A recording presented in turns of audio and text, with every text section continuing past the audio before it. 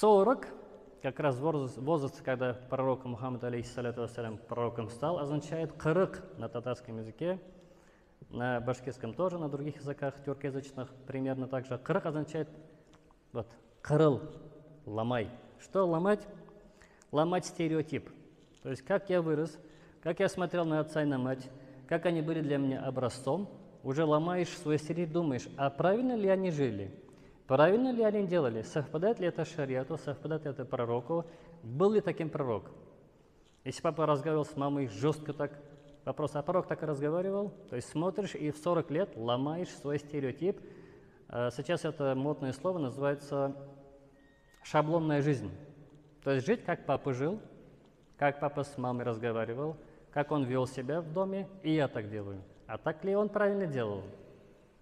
Соответственно, дочь смотрит в 40-летнем возрасте, вспоминает, правильно ли я делаю, правильно ли мама встречала моего папу, правильно ли я встречаю своего супруга, и выполняю ли я действия, которым он доволен, ибо рай под ногами моего мужа.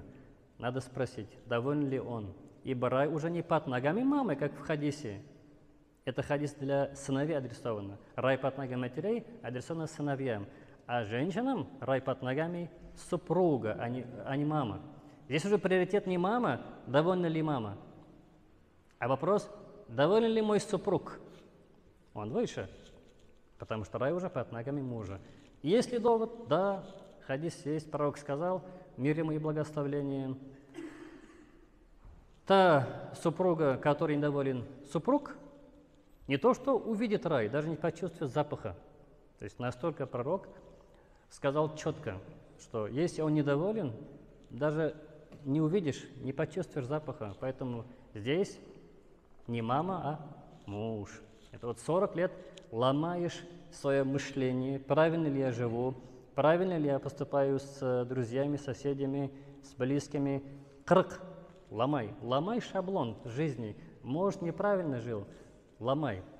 Ломай свою гордость, ломай свой стереотип. Пророк, друг посланника Абу Бакр Сиддик.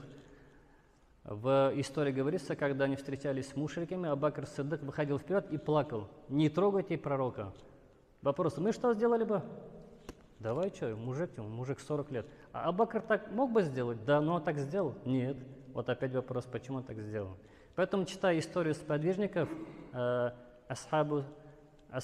история асхабов, понимаешь, как нужно вести разговор.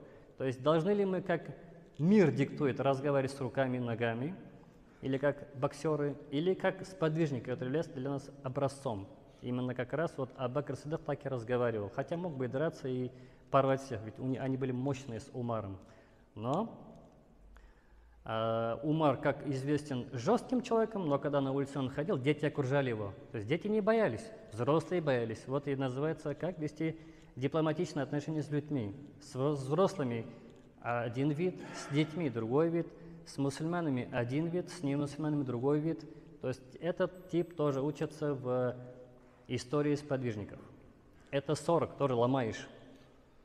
То есть правильно ли я вообще делал? 40, ломаешь свой стереотип.